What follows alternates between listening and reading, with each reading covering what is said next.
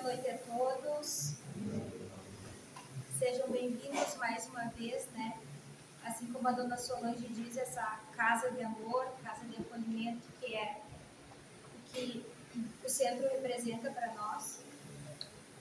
Um lugar que a gente se sente acolhido, que a gente se sente amado, amparado nas nossas dificuldades. A palestra de hoje vem complementando um pouco daquilo que eu falava na palestra anterior sobre a reforma íntima, e buscando não ficar muito repetitivo naquilo que eu trazia, mas ainda dando ênfase para esse assunto dessa transformação que a gente precisa fazer em nós, né? Então eu pensei no tema que é um tema que eu já vi em algumas palestras, e eu acho que é super importante essa reforma, essa transformação. Então seria uma nova criatura com Jesus.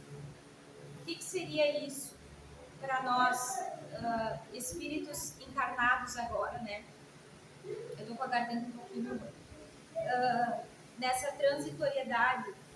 Nós falávamos até no estudo que tudo nos é transitório nesse mundo que nós estamos, né? As nossas vivências são transitórias, as pessoas com que nós vivemos são transitórias, o nosso trabalho é transitório. Só o que não é transitório é o nosso espírito, que é imortal, né? Mas as situações que nós estamos são transitórias, por isso que o Chico dizia e afirmava que tudo passa, né? Então, quando nós somos uma nova criatura com Jesus, quer dizer que a partir daquele momento que nós nos propomos a conhecer o Mestre e a nos fazermos o máximo seguidores dos seus exemplos, quer dizer que precisa haver uma transformação, que nós não podemos mais ser aquilo que nós éramos antes. Quando Jesus chamou os discípulos a compartilharem com ele a jornada de aprendizados e de levar ensinamento para as pessoas, muitos daqueles que viam o chamamento daqueles discípulos torciam o nariz, porque pensavam, poxa, ele está chamando pecadores, ele está chamando pessoas que não têm uma conduta exemplar para segui-lo. Como assim? Né? Não é esse o Messias que a gente espera. Mas Jesus, na verdade, trazia uma mensagem contrária ao que se esperava, né?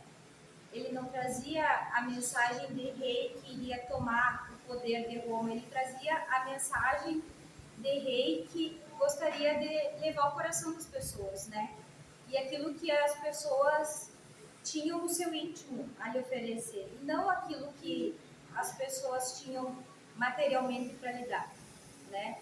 Então, esses discípulos que Jesus chamou, entre cobradores de impostos, entre pescadores, entre seguidores de João Batista, entre tantos outros, foram pessoas comuns, pessoas que tinham as suas falhas, pessoas que tinham as suas dificuldades.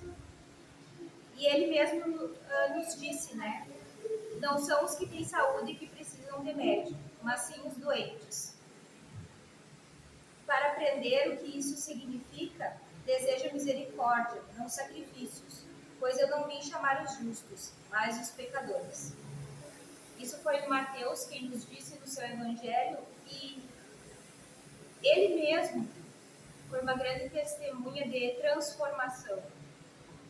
Um cobrador de impostos que era um judeu mal visto pelo seu povo, porque cobrava impostos para Roma, coletava aqueles impostos para Roma, tirando do seu povo, né? Porque o povo judeu esperava que o Messias viesse e derrubasse o trono de Roma. Eles estavam subordinados a Roma. E Mateus trabalhava para Roma e se usufruía daquilo que ele ganhava, ele tinha boas vestes, ele tinha uma boa vida, e até mesmo os pais dele viu aquilo com maus olhos, né? Então, ele precisou ter um encontro com Jesus, ele precisou vivenciar aquilo que Jesus exemplificou para que ele se mudasse, né? Ele foi um dos exemplos que acredito que não só ele, mas todos aqueles que tiveram esse encontro real, que se propuseram a vivenciar aquilo que Jesus trouxe, se modificaram, né? Mateus, assim, era uma pessoa, pelo que a gente vê de séries, de livros, ele era uma pessoa mais introspectiva, tanto que ele escrevia muito, mas ele não falava muito, né? E ele precisou, depois de certas experiências que ele teve com Jesus, ir até a casa dele, pedir perdão para os pais e, de certa forma, ser perdoado pelos pais para que ele pudesse ser essa nova criatura com Jesus. Reconhecer que aquilo que ele estava fazendo realmente feria os sentimentos dos pais dele, que eram pessoas humildes e eram pessoas que pagavam aqueles impostos a Roma, mas a contragosto, né? E que esperavam que aquele Messias que viesse trouxesse o poder, né? A dominação para o povo judeu, que era o povo escolhido, né? Então, de certa forma, depois desse encontro, Mateus viu que a transformação e que aquilo que esperavam não era exatamente aquilo que o que Jesus propunha, era uma transformação interna, era uma reforma, era uma nova criatura. Então, é um pensamento que nós temos que ter todas as vezes que nós viemos ou que nós nos propomos a ler, a ver mais, a nos abrirmos aos conhecimentos daquilo que Jesus nos trouxe e aquilo que a espiritualidade nos confirma através das mensagens, da codificação, da doutrina, mas principalmente através daquilo que nós temos dentro de nós como espíritos de muitas vivências, já de muitas existências. O que nós estamos buscando quando nós viemos aqui? Se nós estamos buscando somente paz, se nós estamos buscando somente acalmar o nosso coração naquele momento de situação de dificuldade mais aguda, ou se realmente a gente está buscando ser uma nova criatura, uma transformação real, né? Então, toda vez que viemos, sinalizamos estar buscando algo diferente do que havíamos encontrado. Viemos sedentos do amor de Cristo, do consolo da doutrina, do encontro fraterno que nos aquece o coração. Relatos de todas as criaturas que tinham o encontro com o Mestre e nunca mais eram as mesmas. Aquelas que se permitiam ser tocadas por eles, né? Por ele. Os exemplos, assim, são inumeráveis.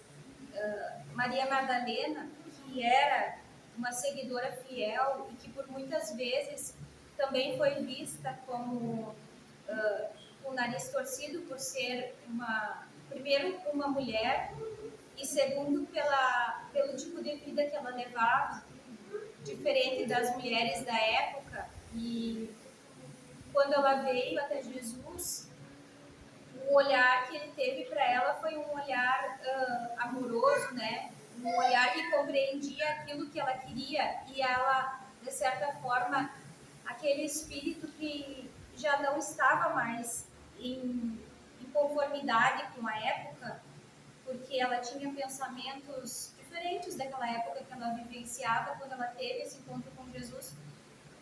Ela se encontrou naquilo que ele falava, né? Ela se encontrou naquilo que ele pregava e naquilo que ele vivenciava.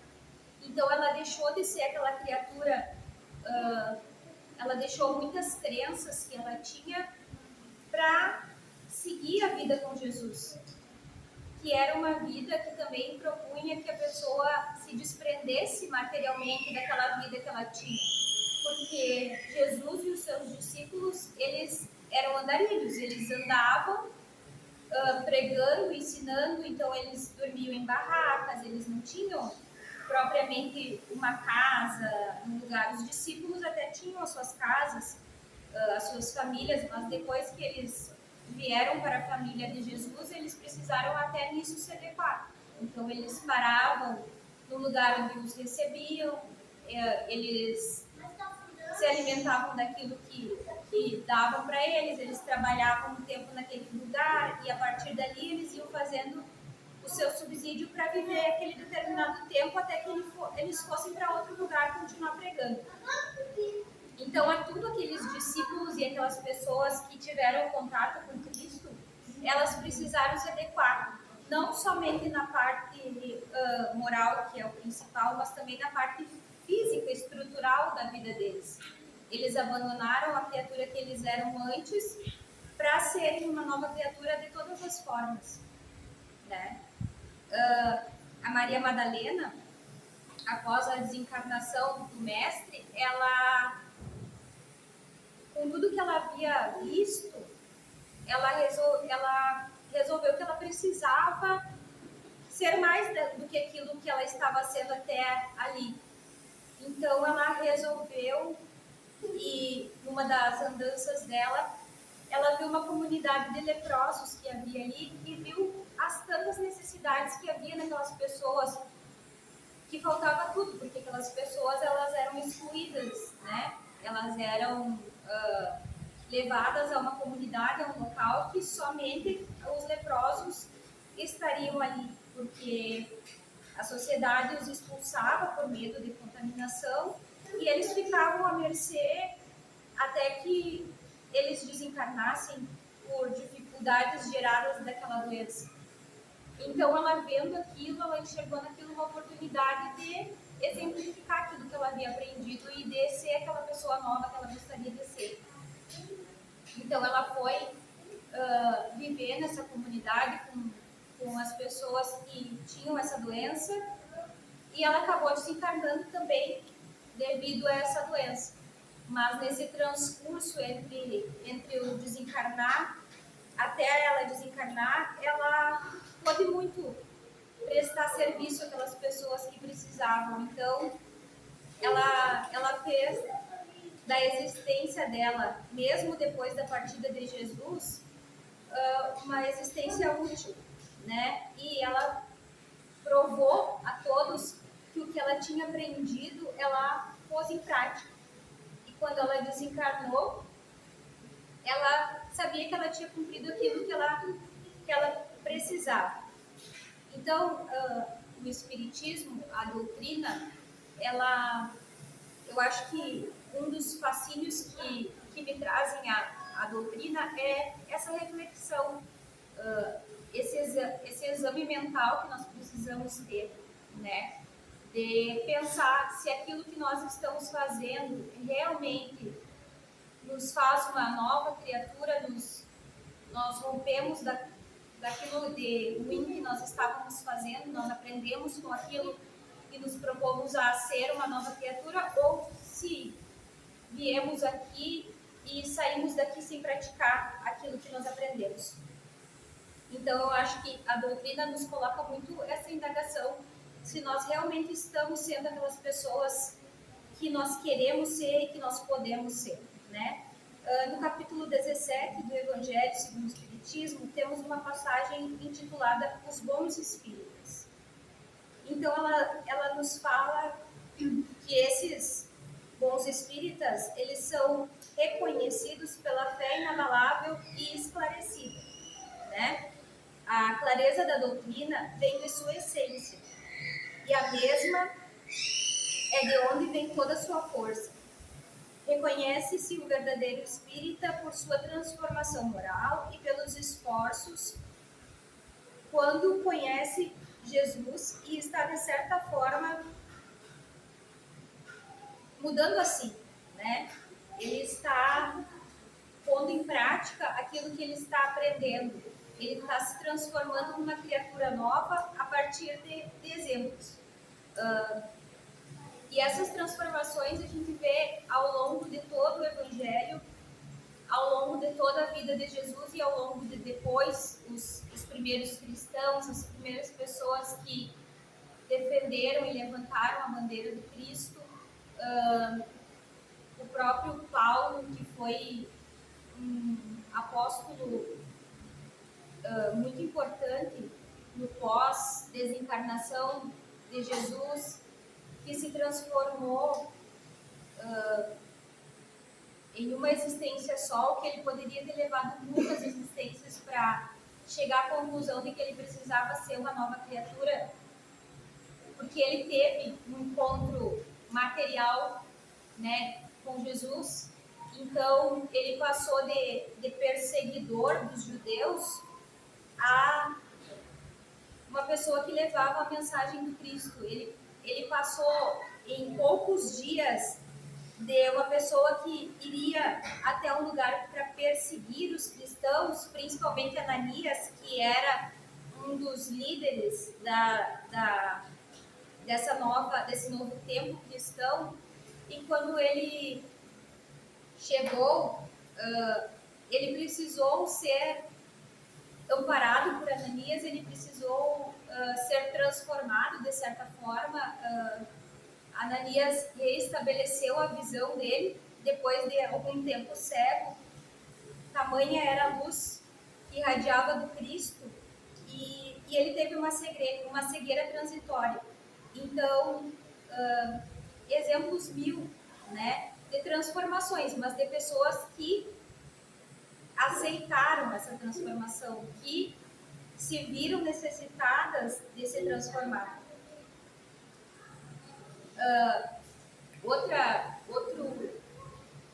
pessoa que também teve um encontro com Cristo, mas que, apesar de ter aceito no seu coração a verdade do Messias, ainda não conseguiu largar tudo e segui-lo, foi Nicodemos, que era um grande entendido do Sinédrio, mas ele não conseguiu vencer a ele mesmo, assim como Paulo. Ele precisou ainda continuar naquela vivência, ainda que muitas vezes, e sempre que ele podia, ele intervinha nas reuniões do Sinédrio e colocava sua opinião e dizia que não achava que Jesus fosse perigoso, ao contrário do que os judeus já estavam confabulando para entregar Jesus a Roma. Então, a nova criatura, analogamente à parábola do bom semeador, é solo fértil. Tira os seus espinhos, as pedras que carregava, e se torna terra de bom plantio. A criatura do Cristo é pacificadora, amorosa e indulgente. Porque ainda que os espinhos nos feriram, as pedras nos pesaram, Jesus nos convida a vermos a flor nascida ali, resistente e perseverante. E essa flor precisa agora ser regada no orar e vigiar. Porque a nova criatura é uma escolha diária, né? Orando, fazendo a nossa prece, pedindo auxílio aos espíritos mais elevados, pedindo que eles nos auxiliem nas nossas provas que nós precisamos passar, e vigiando os nossos pensamentos, as nossas más inclinações, que são muitas ainda. Nós vamos construindo essa nova criatura, porque ela não vem pronta, né? Então, Paulo mesmo, através das cartas que ele mandava para as igrejas que estavam em formação, ele nos deixou muitas obras lindas, e ele, do duro Saulo que era um judeu ferronho, que seguia a lei mosaica da cabeça aos pés, ele deixa numa das suas cartas assim uma mensagem muito linda que nos fala eu acho que se nós substituirmos a palavra amor pela palavra Cristo, nós vamos estar também muito bem servidos. Em uma das passagens que é bastante conhecida, inclusive uma carta que ele faz aos Coríntios, ele fala sobre o amor. E se nós substituirmos a palavra amor pela palavra Cristo, ela vai ser preenchida de uma forma muito harmoniosa. O amor é paciente, o amor é bondoso. Não inveja, não se vangloria, não se orgulha, não maltrata, não procura seus interesses, não se ira facilmente, não guarda rancor. O amor não se alegra com a injustiça, mas se alegra com a verdade. Quando eu era menino, falava como menino, pensava como menino e raciocinava como menino. Quando me tornei homem, deixei de lado as coisas de menino. Agora conheço em parte, então conhecerei plenamente, da mesma forma como sou plenamente conhecido. Então, que saibamos usar da nossa inteligência e do nosso discernimento para que, quando a gente não souber o que fazer, que a gente busque amar, né?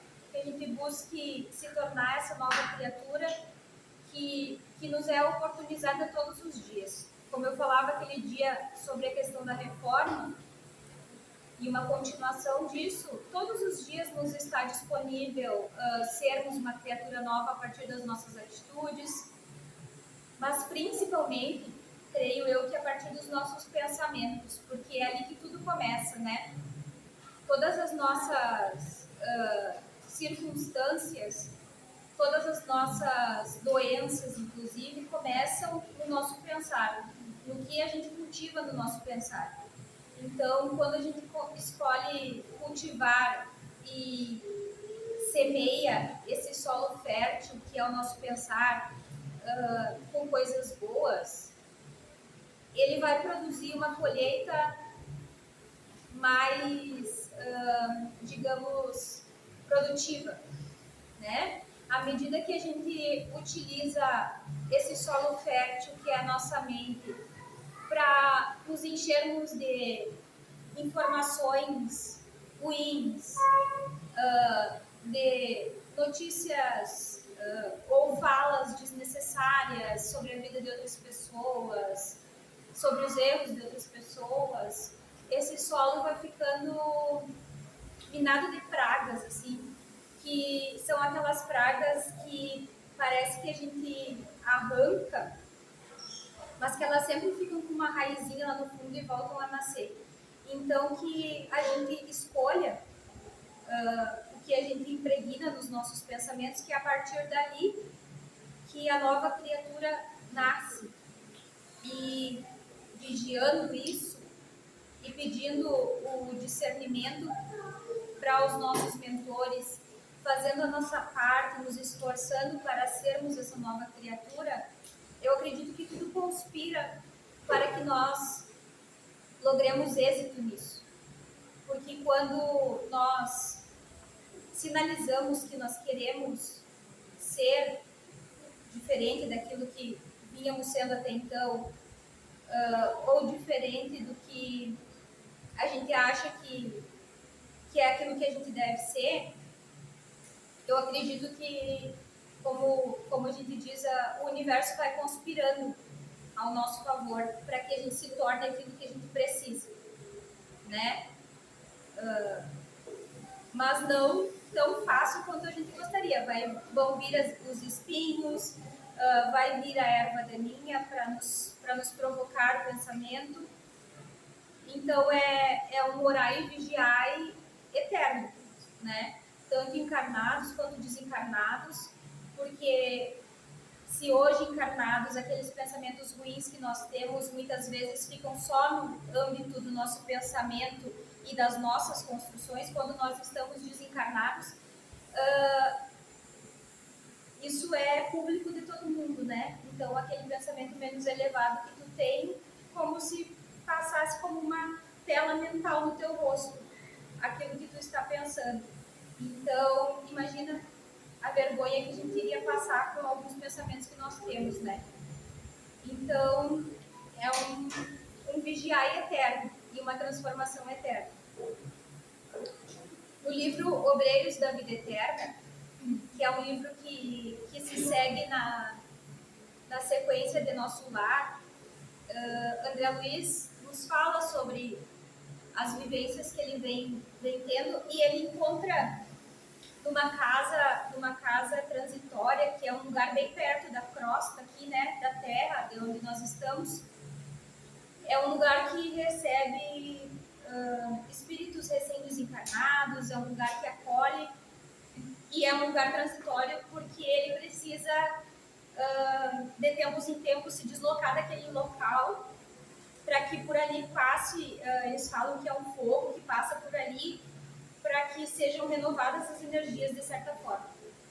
Então, quando ele vai até esse lugar, passando por esse lugar, porque eles têm uma missão nesse lugar e depois eles vêm até a Terra para resgatar outros espíritos, ele conhece um médico que também, assim como ele, né, ele também era um médico quando encarnado, e esse médico trabalha nesse lar transitório, né, que é a casa transitória de Fabiano.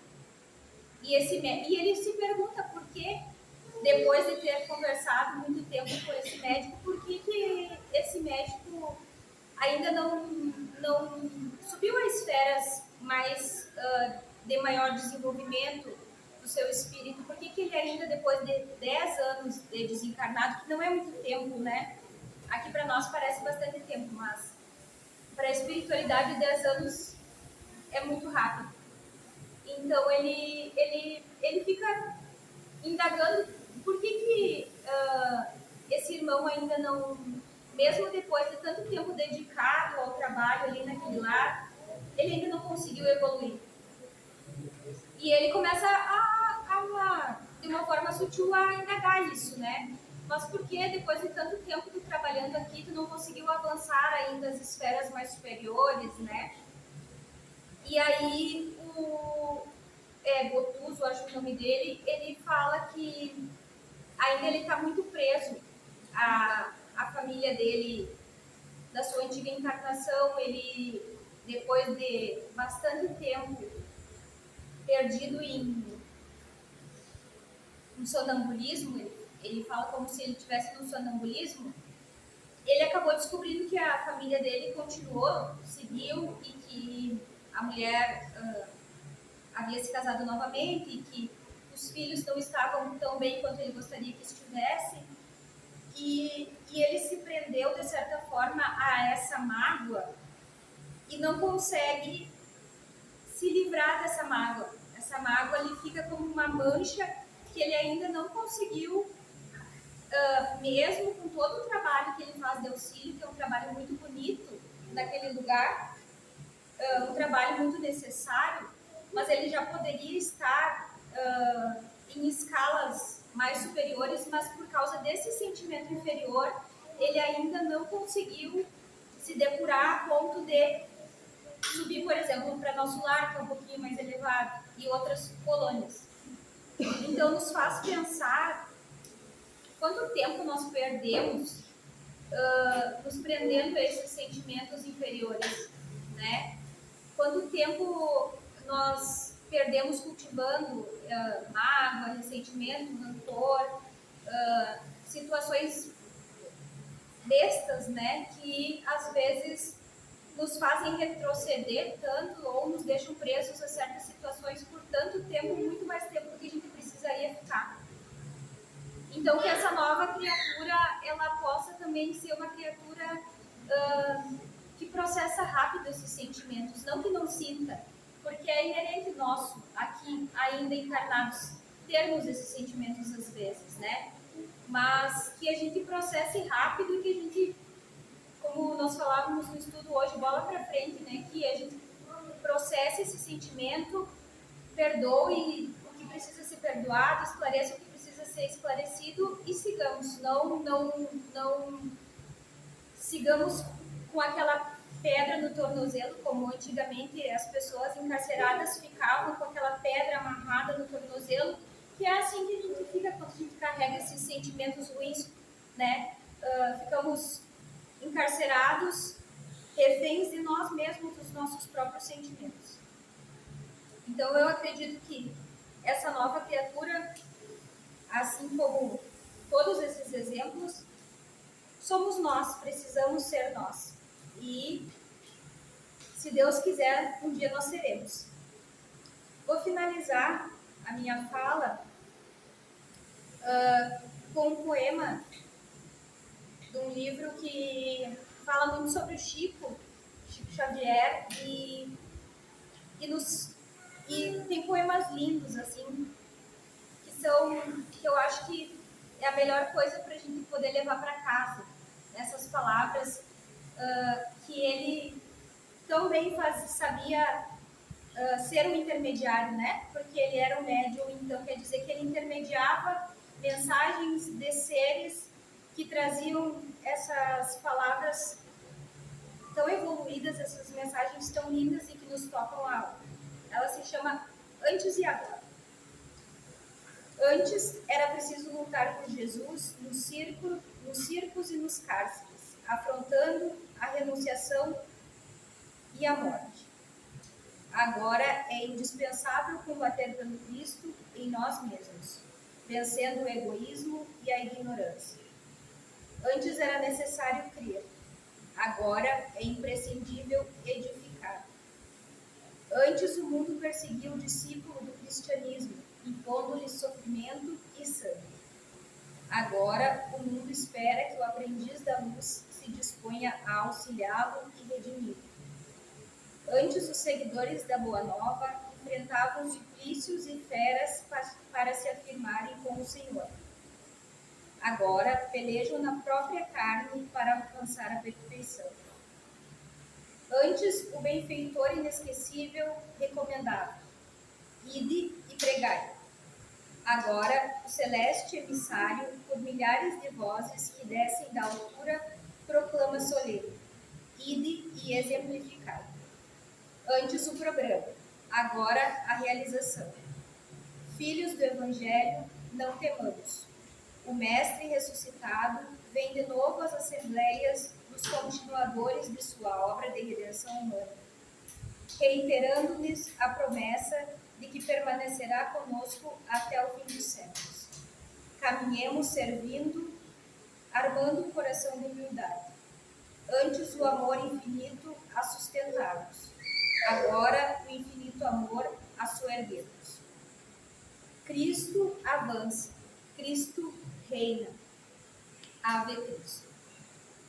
Então, que possamos levar para nossa casa essa edificação, essa nova construção da criatura nova que nós podemos ser, né? Se Ele nos colocou aqui, e se nós estamos aqui no mundo que nos permite ser essa criatura, então que sejamos, né? Que façamos a nossa parte para ser novas criaturas melhores do que ontem e inferiores à criatura que seremos amanhã. Que assim seja.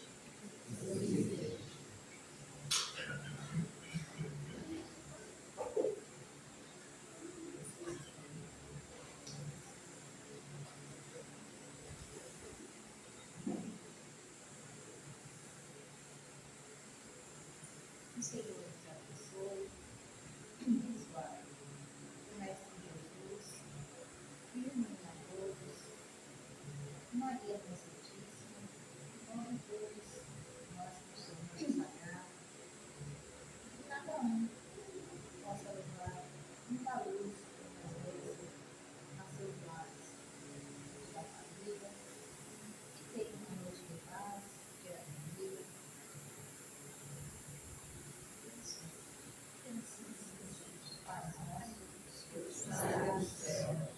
Santificado seja o vosso nome, venha a nós o vosso reino, seja feita a vossa vontade, assim na terra como no céu. O pão nosso de cada dia nos dai hoje, perdoai as nossas ofensas, assim como nós perdoamos